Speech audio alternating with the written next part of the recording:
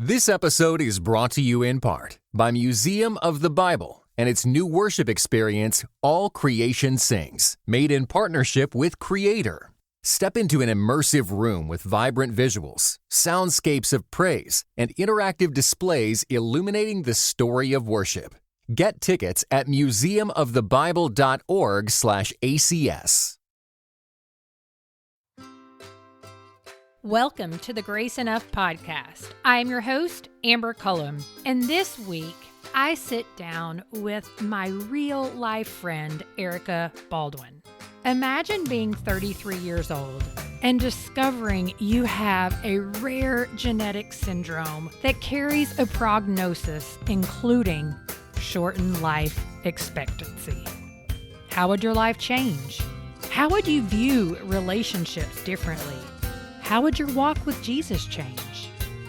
Well, that is a small glimpse of what you will hear from Erica today, along with suffering well versus suffering poorly. February marks 3 years of the Grace Enough podcast, and this month is filled with life-giving conversations that speak directly to struggles we are all experiencing. After listening to today's conversation with Erica, go back and listen to episode 160 with Chris Martin, where we discuss how social media is shaping us and what we can do about it. And then episode 161 with John Eldridge, where we discuss caring for your soul while continuing to live during a pandemic. And then be sure to tune in next week as I sit down with Max Lucado to discuss his writing and his journey of being a pastor for almost 4 decades. It's one you won't want to miss. Okay, friends, let's begin this week's conversation with Erica Baldwin. Good morning, Erica, and welcome to the Grace Enough podcast. Good morning, Amber. Thank you so much for having me. I know it's great because I really thought maybe we should try this one in person since you're so close by. And I just thought I'm not brave enough yet to do that. It's okay. It's okay. I'll high five from around the corner. That's right. Well, I am thrilled to share your story. I had just shared on Instagram this morning, actually, that this year I really just want to share some more stories of God's work in people's life that are not necessarily, huge published authors and things of that nature. And so what a great way to start off with your story. And so tell everybody a little about yourself, your family, and what you do on a day-to-day basis.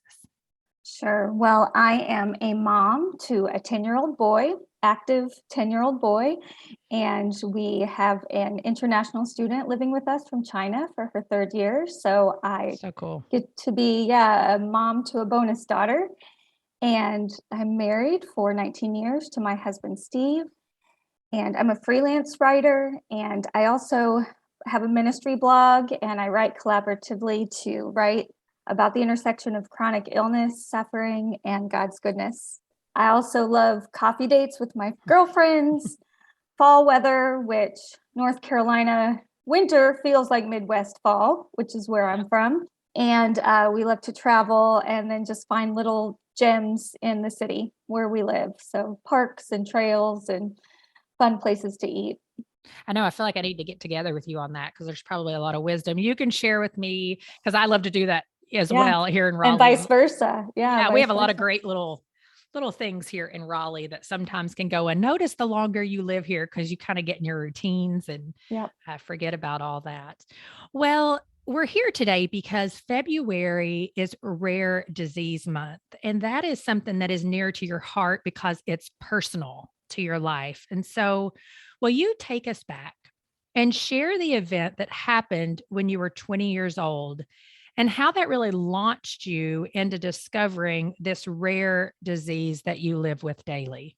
You know, I grew up healthy, assuming I was healthy and everything seemed fine. When I was 20, I was a student at a Christian college in the Midwest on a ministry team, the student newspaper, loved life. I mean, just loved the Lord, loved being at a Christian college. And then suddenly, March of my sophomore year, a stomach ache landed me in the hospital going septic. because my colon had ruptured and I nearly died. It was really scary. The surgeon said when they opened me up, it looked like a bomb had gone off. And they had to remove several feet of intestines, and things were just not healing. It took 6 months of surgeries and 3 different hospitals to get me well. I was in home health. I was on IV feeding constantly, nothing by mouth, because my intestines wouldn't heal. They were unattached. I had a colostomy bag, a jejunostomy bag. I was launched into this alternate universe of being a full-time patient from a full-time so student. tell me, I'm assuming did you have to quit school? I had to quit school. I missed a semester and a half. And yeah, I mean, it was, like I said, it's just an alternate universe. There was no talk of a diagnosis, especially of what we later would find out was a connective tissue disorder.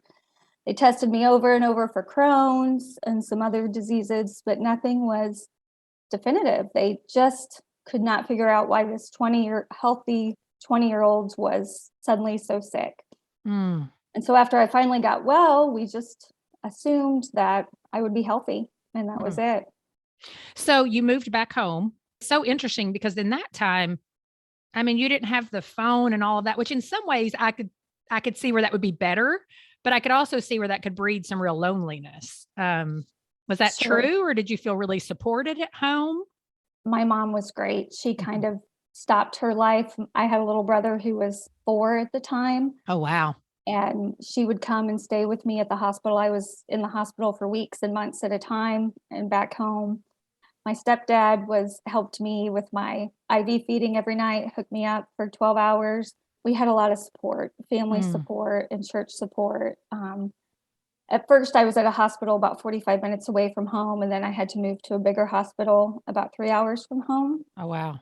Looking back, you said phones and connectedness. I'm actually thankful that there was not social media at the time, because I felt kicked out of my life.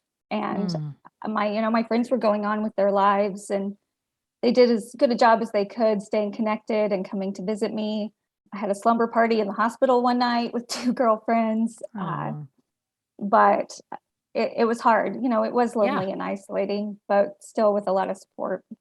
Yeah. And it's interesting because I think sometimes we think, oh, social media will make you feel less lonely. But I think when you're watching people move on with their lives and your life is kind of on pause, not kind of, it is on pause, that's even more lonely. Definitely. Yeah. Tell me as well, you had nothing up to this point, like nothing. No, I mean, there were some small telltale signs, but really, I bruised very easily, which a lot of kids bruise. That's right. I have thin skin on my chest and arms. And always had. I always had. Some facial features are defining of it, but nothing major like that till age 20. Man. Well, it wasn't until age 33. Right? That you actually found out or received a diagnosis. Is that correct? Correct. Yeah. So, I mean, that's 13 years of all kinds of things taking place. And so kind of walk us through that 13 years. Again, I know that's a really loaded question. So I'm probably going to interrupt you and ask a lot of alternate questions. But what was the next incident after this event when you were 20? Well, the next 13 years was actually relatively normal, or at least the next 10 years were. I graduated college on time with my peers, barely by the skin of my teeth with That's enough awesome. credits. Yeah, that was a blessing. I met my husband, we got married, we moved from the Midwest to North Carolina.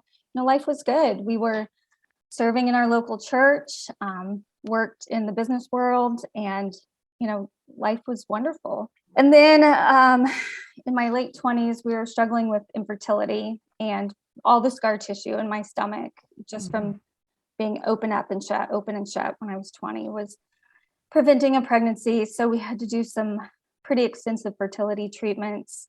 We had a loss in there, an ectopic pregnancy, which was pretty devastating. We suddenly lost my mom. She died unexpectedly.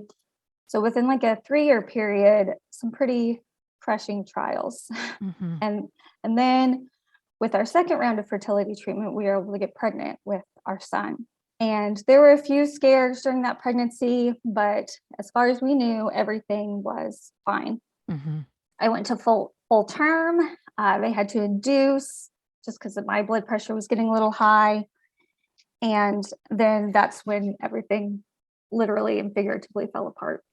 Tell me during this time, really during that 3 years, before we go on into what took place when you gave birth, what was your relationship like with Christ? Like, you were walking with him, obviously, because you went to a Christian college, you did these things, but what kind of took place in your walk with him during all of these trials? I was growing. I still had some wrestling, to do with my faith and suffering from when I was 20. I didn't get that completely resolved, but Do we ever get it completely resolved? no, not really. But I was leading and going to Bible studies. We were serving with youth in our church. Life was good, and I thought that my trial at 20 years old was my one and done. That was my big trial of my life. And check, did it. Okay, God, let's go from here. Well, and I think that's where you and I, we ended up connecting. It's such an interesting story because you came up to me in Sprouts one day and was like, "Hey, are you Amber of Grace Enough podcast?" And I was like, "Yes." And I was so excited because as a podcaster, and you probably feel this even as an author, like, you don't really know, you don't know a lot of the people who are listening or reading unless someone comes up to you and speaks to you or sends you that email or that text message. And so that was a real gift. But then we ended up connecting a little bit over because you had listened to the conversation with Vanitha Reisner. And I think that's, what she says that resonates with me and you and so many people is that if you have one big event, you feel like, okay, God, that's it. One and That's done. it. I'm done. Yeah. And that's just not the way it often works. And it wasn't for her and it wasn't for you. And Right. so at 33, tell us what happened when you were induced. So we still thought everything was progressing fine. We were praying against a C-section because of all my scar tissue. But I ended up having to have a C-section because our son's heart rate dropped rapidly. So, okay, we still go in there. We think everything's okay. They open me up and my husband's in there and he hears them say, "Where's the uterus?" Oh, gosh. I did not hear them say that. I think that was the Lord protecting me because I would have been like, "What are you doing?" They got him out safely. I saw him. I kissed his little head. And then they ushered my husband out and said, "We have to do more surgery. Like, this is..." My uterus had actually ruptured. I don't know if it was during contractions or when they opened me up. That's kind of part of my disorder, just weak tissues. And so I pretty much, I don't know if they sedated me or I was unconscious, but as I was going to sleep, I heard them say, they tried so hard to have this baby, it'd be a shame to lose her. Oh. And I prayed silently, desperately right then, "God, let me hold my baby." I woke up 20 hours later in ICU, intubated with tubes and drains, and just kind of in a daze as to what had happened. I couldn't talk. I tried to do some sign language, but nobody else knew it. And so I was frustrated with that. So I had to write. And we still have those notes, those first pieces of paper. I asked about Reed, our son, like, where is he? Is he in NICU? Is he in regular nursery? And asked what happened. And I said, "Is it my scar tissue?" My husband went to bed that night. They worked on me throughout the night for hours and hours. And I think they came to my husband at 2 or 3 in the morning and said, "We got the bleeding to stop. We got the bleeding to stop." And they had replaced the blood in my body 3 times over because I bled out. And so he didn't know if he was going to wake up a single dad. Yeah. And we had friends from our church at the hospital with him. I'm so thankful for that. I didn't Yeah. want him to be alone. Yeah. Our families are 1,000 miles away. They had to call in a special surgeon during the night to, oh, and while they were in there with the C-section and sewing up my uterus, they had to remove several feet of intestines because it was dying as well when they got in there. Wow. And we had no idea while I was pregnant that a war was going on in my body. Well, so when you wake up, I think you said 20 hours later, did they have a prognosis at that time of like, it looks pretty good? Like, we think you're pretty good. I was stable. Mm-hmm. I was stable. I mean, I think that was the prognosis at that time. I still did not eat anything for like over a week. And then they finally had to put me on IV feeding, TPN, because my C-section opened back up. For those who don't know, TPN, 3 times a day? Is that right? I don't know what it was at first. Eventually, I was just 12 hours a day continuously Yeah. on nutrition and through my veins. Mm-hmm. Well, so gosh, it's just a lot, right? I mean, It's a how lot. long were you in the hospital before you went home?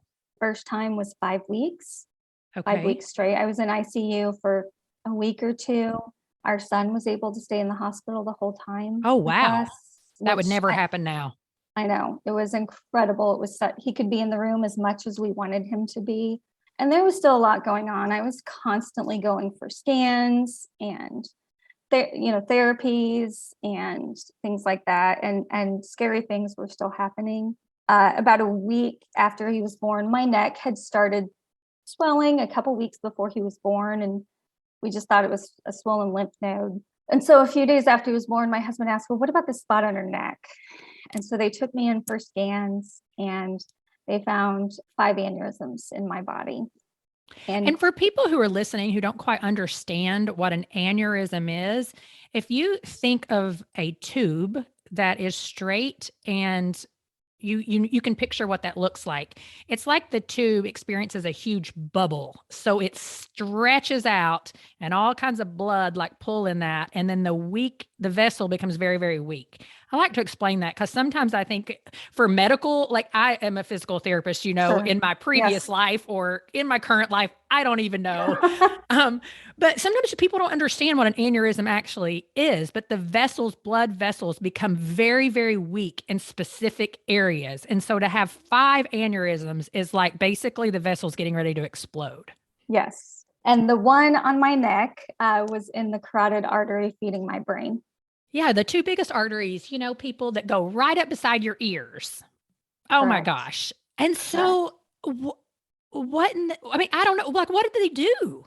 There were a lot of backroom conversations with doctors and specialists. Doctors told us they talked to their families and asked their wives or husbands what to do. Finally, a geneticist came in. This was maybe week 2 after our son was born. It was like, we've got to connect these dots. Something is going on. So he walked in and looked at me, looked at my history and said, she has a connective tissue disorder. And so they sent off blood work. It has to be confirmed by genetic testing. And it came back positive, vascular Ehlers-Danlos syndrome. VEDs for short. VEDs for short. When you say genetic, somebody in your past had to have it. Do you know who that is? I don't. My parents were both gone by the time I had my son. So, and my grandparents were still living. So it's likely they didn't have it. You most often don't live until your 80s when you have this. It can mutate spontaneously. Oh, okay. And so I don't know. I don't know if it came from either my parents or it's just a spontaneous mutation.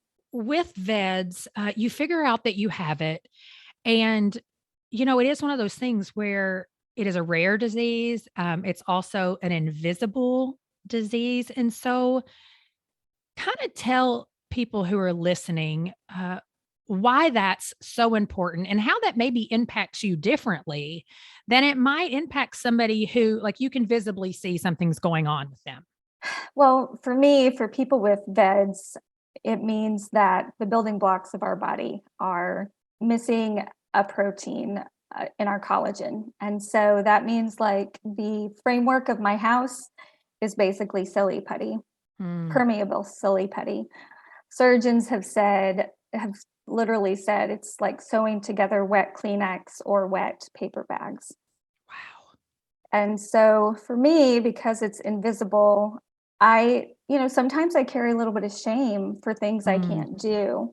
I remember going on a field trip with my son and I couldn't lift him up into a swing and my friend had to do it. And I just remember thinking, what do the other moms think, that I'm lazy or not interested. And, it's just, I have to be constantly mindful of my body. Any new pain can send me to the ER. When I was 20 with that colon rupture, it was a stomach ache and anything could be life-threatening. And so I have to be hyper aware of what's going on with my body. And with invisible illness, it's made me more compassionate towards other people because I don't know what they're carrying. I don't know what burdens they have. And, it's just made me, I think about that verse when Jesus looked at the crowds and he was moved with compassion.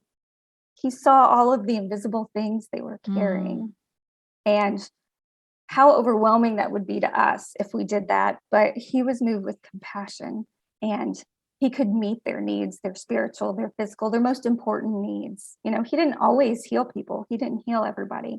No. But he could meet every need that they had. When you think about your faith walk with Christ now, and you do have to live in a constant state of surrender, because one of the things with VEDs, like you said, is a shortened life expectancy and just having to choose constantly not to do things, not to eat certain things. Like it's really has to be a disciplined life too. And that doesn't guarantee anything. So you talk about suffering well and surrendering to Christ. And so flesh that out for us a little bit when it comes to walking with Jesus while suffering from this illness. I've written before and even told you I've done suffering the wrong way and the right way. And I kind of have lived these two real life object lessons. When I was 20, I was so angry and bitter. And I just wanted it to be done with. Like I wanted the suffering to be over. I didn't want to accept help from anybody, my family, my nurses. I was resentful and mad at them, resentful and mad at my friends who got to live their lives. I refused to let God meet me in the suffering. I thought, God, meet me when this is done and we'll talk. But I refused so many things from him. And in his grace and goodness, his presence was there anyway. Like he provided comfort. He was offering comfort and I just refused it. I was so mad. Like if you ask my family, I was not pleasant to be around. I was angry at the world. And then when I finally did get well, returned to college, I just carried a lot of fear and sorrow and anxiety. I just kind of brushed it under the rug and I thought, okay, God, we're good now. Thank you for healing me. I still carried fear that more things were going to happen because it was so sudden what did happen and we didn't know the cause. But like I said, in that decade of life after that, God just continued to meet me in my needs and minister to me. And I'm so thankful. He didn't abandon me when I behaved badly. I was his. I was kept and sealed. And he didn't want me to act perfectly in that situation. He just wanted me to come to him. So then when I was 33, I don't know if it was maturity or God just using what had happened when I was 20. But I think of two quotes that I've read that have stuck out to me in recent years. One was from Benita Reisner, and she said, I no longer contrast joy with sorrow because I've found they can coexist. It is purposelessness, not sorrow, that squelches joy. And I felt so purposeless during that season when I was 20. I just couldn't see that, hey, God can work in this, And then Elizabeth Elliot has written, acceptance, I believe, is the key to peace in this business of suffering. The key to acceptance, the fact that it's never for nothing, that suffering is never for nothing. And I wouldn't accept it. I would not accept it when I was 20. I just numbed myself to it and just went through the motions to try to get better. And so I let those things rule my heart, purposelessness and resentment. And then when I was 33, I just realized God was still with me. You know, I was a full-time patient again, but I also was a mom to a newborn. I was a wife. And I just realized God wasn't punishing me or abandoning me. Like, he was there with us. And, you know, we have a suffering savior who knows our grief. He knows our bodily weaknesses and pain. It's not this pithy. I know this is a phrase I hate, and I know it's a phrase you hate. Everything happens for a reason. Don't say Not that. everything does. Right. Don't say that to people who are suffering. But knowing that God had a purpose. You know, our pastor said just this past week, God is not arbitrary. He is not careless. He's not careless with his children. He loves us. He died for us. And so just knowing that this was serving a purpose somehow, some way in his kingdom and our lives. It was not a season of consistent Bible reading and certainly not serving in the church. We were out of church for most of a year. We'd go in and out when we could. It felt like a little break free from jail. I'd unhooked from TPN, my IV feeding in the morning, and go to church. I was exhausted from getting ready, come home and rest. But we weren't excelling in spiritual disciplines, but God was not like keeping a checklist. That's right. And our guttural prayers and our weary praise were offerings. They were offerings during that season. Well, and you say that you felt purposeless in the suffering when you were 20, but that shifted the next time around. And so I agree that God uses so much of our suffering, our broken places to minister to others. And so what are some of those ways that you have seen your suffering in the past and even in the present as a ministry to other people? Because I know that you have a support system, but you're also a support for others. And so what are some of those ways that you feel like you've seen some of the purpose come to fruition? I started writing just to kind of work out what was going on in my head and my heart, and started blogging probably about 4 years ago, just to have a record for our son, so he could know that God is good. God is good in our hard seasons, and that he can be trusted. And so I've, spoken a little bit at our church, and just through writing have gotten a lot of people saying, thank you. Like, I struggle with some visible trial and suffering, and, your hope is still there. How do you hold on to the hope? And, I want people to know, when you have seasons of doubt and fear, that it doesn't have to derail your faith. It can strengthen it. Like I said, it's made me more compassionate. It's made me slow down a little bit and listen to people. I'm more of an extrovert, more of a talker. Been trying to become more of a listener in recent years. And it's been a blessing to me to hear other people's hurts and just minister to them through prayer and writing or sharing verses that have meant so much to me. And so I'm thankful when people share their invisible hurts with me, that I can share God's love with them. Yeah. Well, the common person, and you've kind of shared a little bit, but is there anything else you would add to, for the common person, what do you want them to know about people living with invisible illness? We all could just be a little more patient with each other and more understanding. I think a lot of us have been guilty of being like, that person doesn't need the handicap spot. Oh, yeah. and we have no idea if their legs are on fire, or, I've dealt with that. And invisible illness takes a lot of time and management and doctor's appointments and follow-ups and unknowns. So asking open-ended questions and listening and loving people well. I think people don't want to complain and just gripe, but they want people to listen. I don't lead with meeting new people that, I have this genetic condition that's life-threatening. Right. It's awkward making new friends sometimes, but get to know people. And I'm a lot more than this diagnosis. That's right. I'm God's child. I'm a mom. I'm a writer. I'm a wife. There's things I love to do with limits. I'm not going to go running. I can't do that. My arteries would burst. I have to keep my heart rate at a reasonable level. I get annual checkups every year. We drive 10 hours round trip to see my specialist in Baltimore.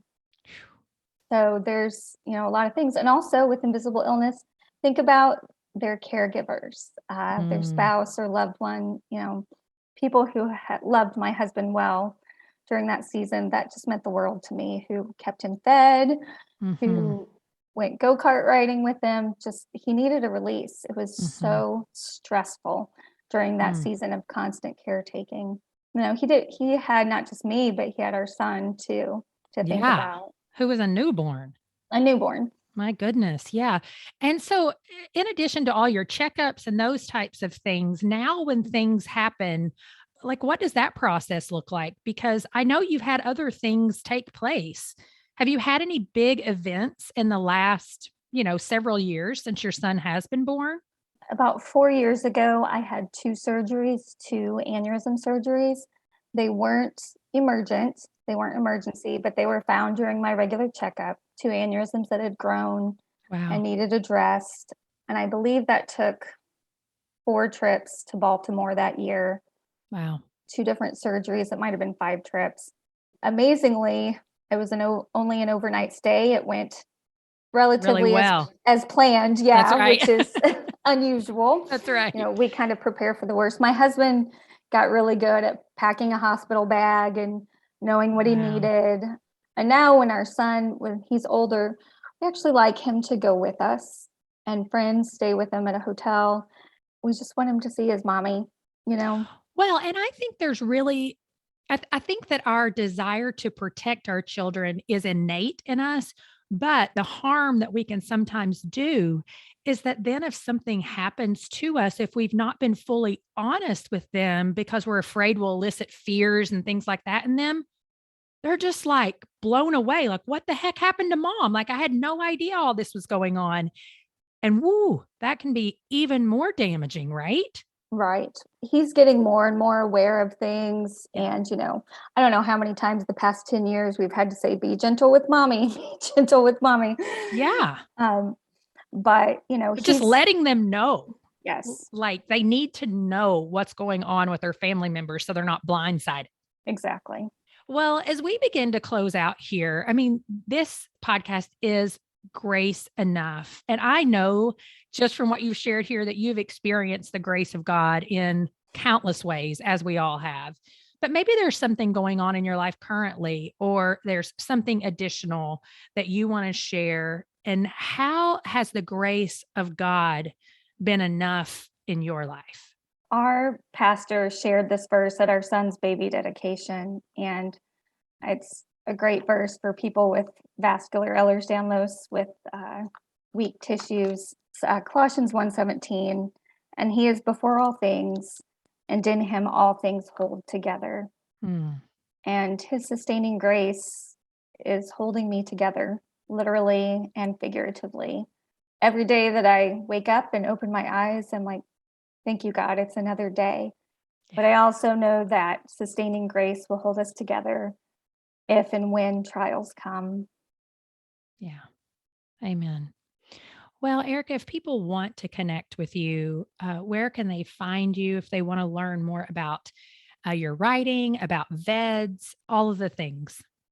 I write at ohhisgoodness.com. And you can find me on Instagram and Facebook, Erica Baldwin, Oh His Goodness. And I've written a free devotional called Rest in Jesus for the Anxious Heart that people can get on my website for free. That was born out of the year 2020 when I had a lot of anxious, sleepless nights. Whew. Yeah, people can find me online, and I'd love to connect with you there. Thanks so much, Erica, for being here. I appreciate you. Thank you, Amber. I appreciate it. The tagline around here is God can use any story to impact his kingdom. Yes, it requires surrender and trust, but his grace is enough. I hope you believe that a little bit more after listening to today's conversation with Erica. I'm looking forward to meeting you back here next week as I sit down with Max Licato for episode 163, God So Loved the World. Thank you for listening to the Grace Enough podcast. Tune in next time.